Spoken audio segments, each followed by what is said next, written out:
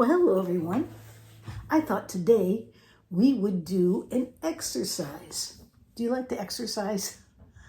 I didn't think so. Well, this might be a fun exercise though. It might not even feel like exercise.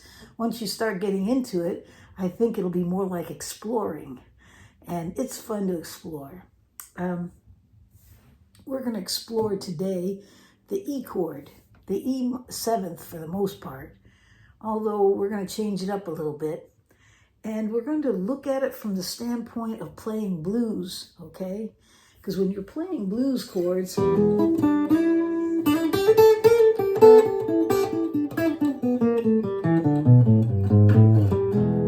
you're playing in E, there is so many places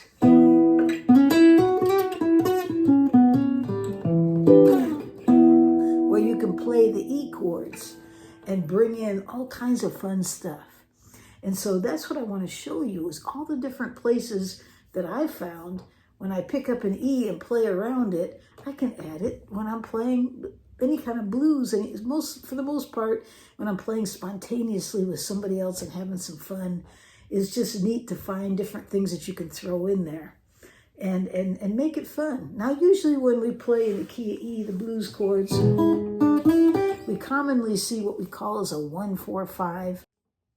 So when someone says to you, okay, I'm playing a 1-4-5, let's play the blues, I automatically know if we're in the key of E, for instance, which is what we're exploring today. The key would be E, so that would be your number 1, right? Because you're playing 1-4-5. So what's 4 and 5?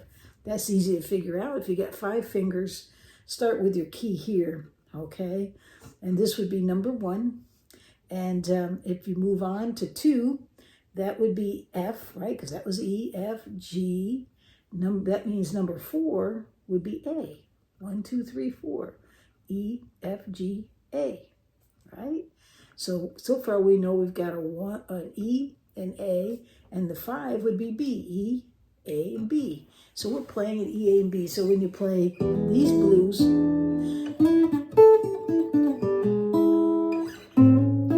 there's the A, there's the B,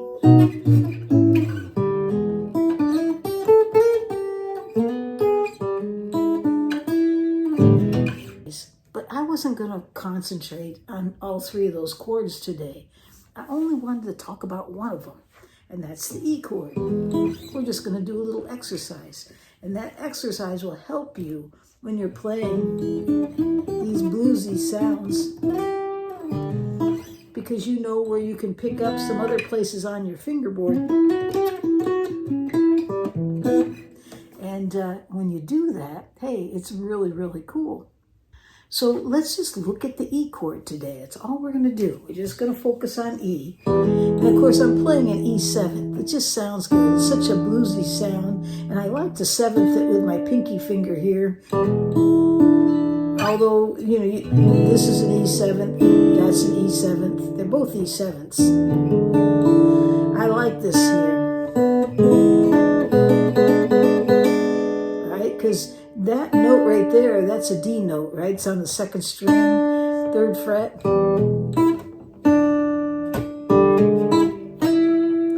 And if you move up 2 frets with that note, and you're at D, so there you go. You got 2 semitones or 1 whole note.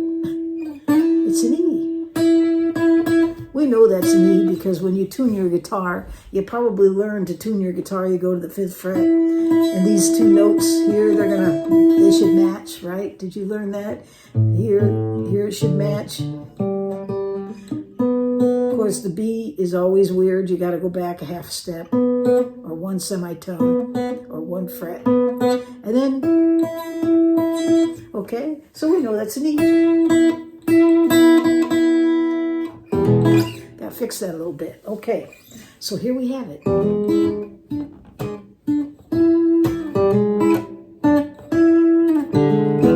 Doesn't that sound good? And that's just exploring E, the E7. And there's another E here. right here, it's a triad, right? Triad is just 3 notes, the 1, the 3, and the 5, but there's no other notes around, it's just those 3. And here's a D here, strings 3, 2, 1, and you move up 2 frets. If that's D, that has to be E, right? And that back 1 fret be E flat, right? Okay. Okay, so here we go. We got an E there. So what can we do with that E to bring together with the other E?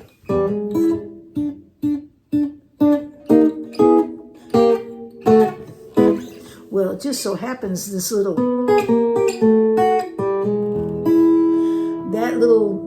run goes really well, like a turnaround. It just sounds good.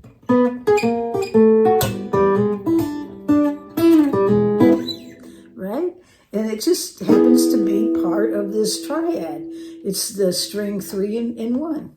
I'm not playing the second string. I'm just borrowing 2 of the notes and just sliding back 1 fret from that E chord or E triad. Borrow those 2. So that's something else you can do with the E's.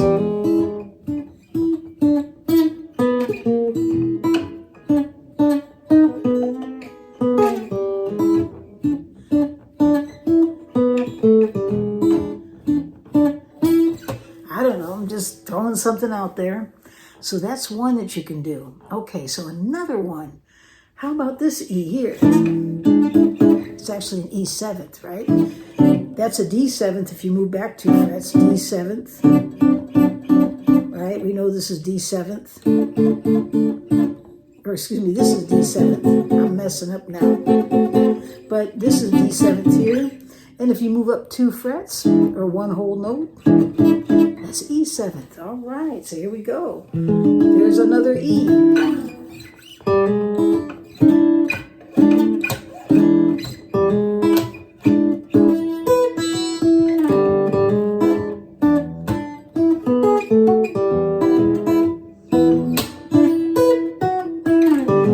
So there's something else you can do. So what is that? Well, it's like a C chord, except you put the pinky finger on the 3rd string.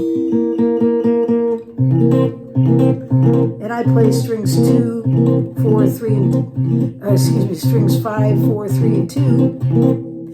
Thumb on the 5, and then I just move these fingers over from their normal position, 3, 2, and 1 string to the 4th string.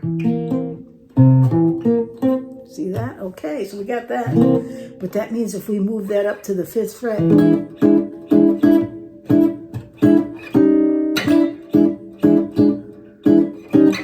then all I'm doing is moving back 1 fret and sliding into it, right? Just flatten it up and bring it in.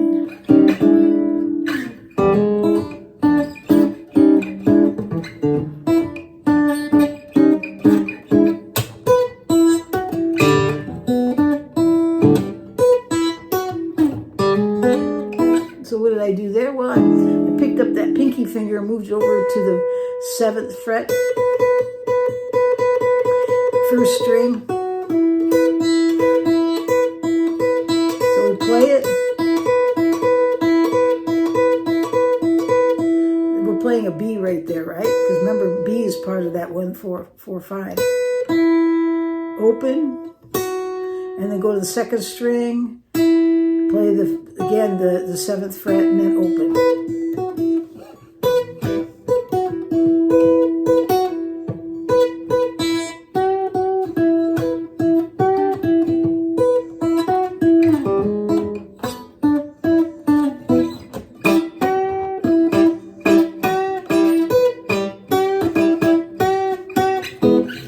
And so I was just bending with my pinky. Just that 2nd string. Takes a little strength. And it's just something more you can do with it. And just play around with it. Now the interesting thing I find is that there's also this E chord right here. And it's right here at the 6th fret. You'll see it. It kind of looks like an upside down D, doesn't it? I'll put the chord chart there. And just play those 3 notes. That is an E7th again. Right, it's part of this. But the nice thing is that you can put a 9th on that by just taking the pinky, putting it on the 7th fret again, 2nd string. So hear how that changes it? So we got...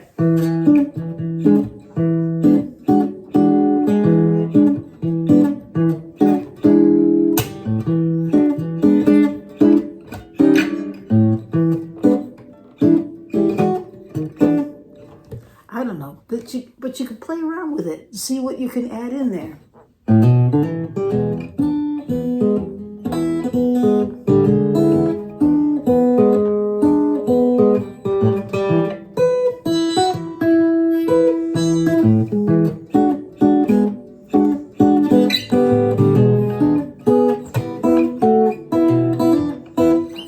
Okay, those were all E's, okay? Now, another E that we can throw in there is an E minor 7th.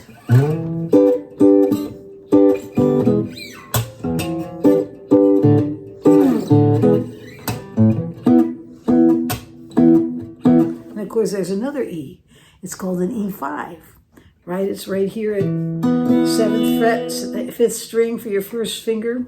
And then just pick up these at the 9th fret.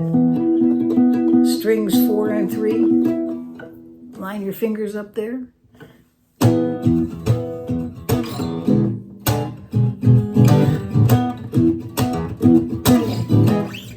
And what's nice about this one is that there's a pentatonic scale nearby.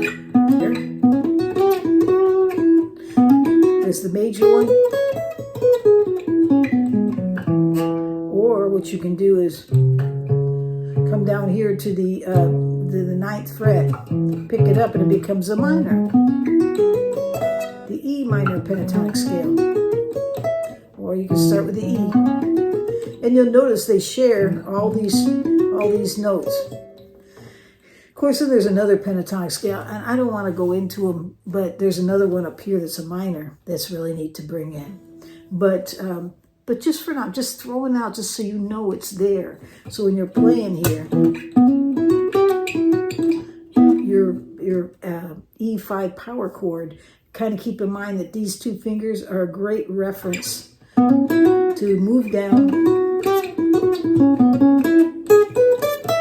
and move into that pentatonic scale. Okay, so what do we have? We've got a whole bunch of E's to explore now.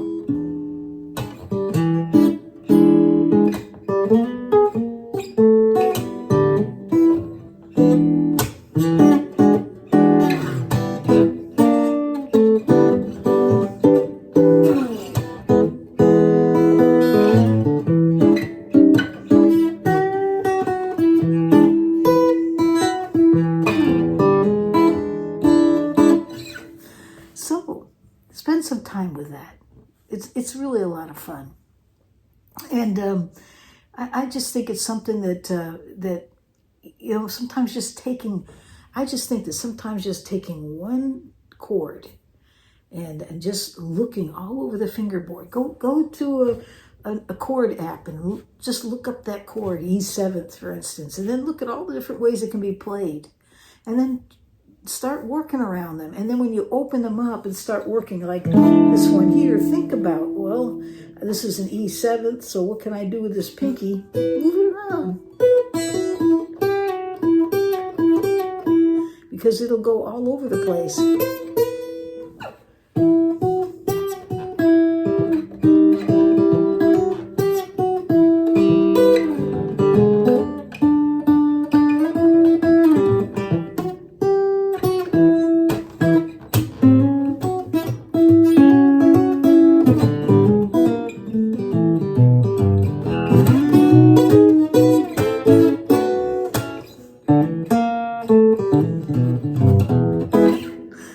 And just have some fun with it. Okay, So we're going to leave that right there. I want to remind you that we have a Zoom call coming up. And it is for our members, so you have to be a member to do it. I can't open something like that up to the public. It would get too big. And so we have a membership page. It costs like $3. And if you're a member, you can join us on this call. And it's not super expensive, but it does support the channel, you know, pays for the Zoom and everything. And I just appreciate it too as well, because it supports my channel. Makes it worthwhile. And so if you're a member and you want to Zoom with us and get to know some other guitar players and see their guitars and talk about their ideas and thoughts and gadgets and what have you, join the Zoom call. And we'd love to meet you and talk to you about this wonderful thing called a guitar. So it's coming up on the 22nd of July, 6 p.m. California time. And I hope to see you there. If you're interested and you're a member, send me an email. And by the way, everybody, send an email, especially those of you that you said you didn't get the link last time. Send me an email, you know, because I'm trying to keep this organized, but it sometimes can get out of hand. And it's possible I could miss you. So if you don't get it by the 22nd, definitely send me an email well before so I can send it again. One of the members, I sent it, but it was a secondary email. Evidently, they must have sent me an email that had one that they didn't look at very often, and that was the one I used, so they didn't get it. So you want to make sure you send me an email with the one that I should be using. Okay, so send that email, and I will make sure you get the link. Okay, so I'm going to leave it there, and I hope you have a great day or night wherever you are in this world.